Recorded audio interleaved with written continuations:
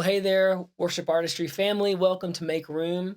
Uh, I fell in love with this song once I heard it. It's just so endearing and it has such a sweet spirit to it. And the words are not hard. Once you know it, it's pretty repetitive, which some people might argue sometimes, like, well, that's dumb.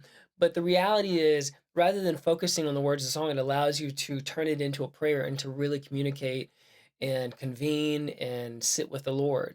So even though it is repetitive, it's not dumb whatsoever, especially in the place of worship, because now you can really come to the Lord asking, seeking, and knocking, and finding out what it is that He wants to do in your life. And so, Lord, I will make room for you to do whatever you want to. And so, and just come into that place. And, we know our flesh, we know how hard that is. So maybe it's just also sort of a mantra for us to get our minds and our souls and our hearts and our bodies ready to receive. And sometimes our will is way more stubborn than we like for it to be. And so maybe just saying that over and again will help us kind of move into that place of, hey, I surrender.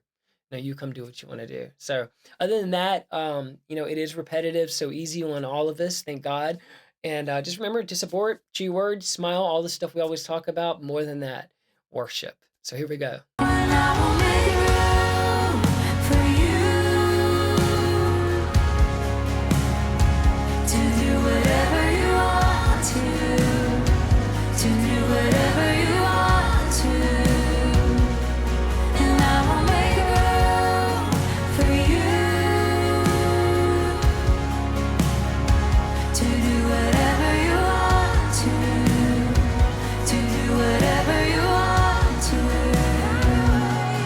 to. Okay, let's walk through the harmony part of the chorus together. And the harmony part comes in on the second chorus after the second verse.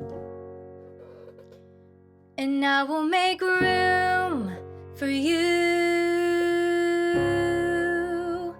to do whatever you want to do whatever you want to. And I will make room for you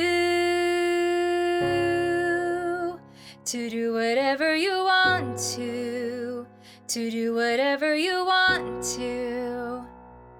And the last time that you sing the chorus before the bridge, the last line changes to do whatever you want to, Jesus. And make sure you check out the video on the bridge.